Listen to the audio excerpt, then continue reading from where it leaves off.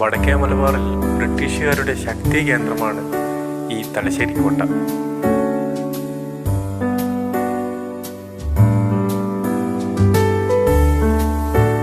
1708 ഈ കോട്ടയുടെ നിർമ്മാണം നടക്കുന്നത്. തിരുവല്ലഭൻ കുന്നിന്റെ മുകളിലായി പരന്നു കിടക്കുന്ന 2.5 ഏക്കറിൽ ചതുരാകൃതിയിലാണ് കോട്ട ഉയർന്നു വന്നത്. വടക്ക് പടിഞ്ഞാറും തെക്ക് കിഴക്കുമായി 2 കൊത്തളങ്ങൾ, രഹസ്യാറകൾ, ജയിലുകൾ, വ്യാപാര ഗുദാമുകൾ എന്നിവ തലശ്ശേരി കോട്ടയുടെ മാത്രം പ്രത്യേകതയാണ്. അത്യുഷ്ണകാലത്ത് പോലും ഒരു തരി ചൂട് അനുഭവപ്പെടാത്ത ഈ കോട്ടയുടെ നിലവറകളുടെ നിർമ്മാണ വൈഭവം എടുത്തു പറയേണ്ടതാണ്.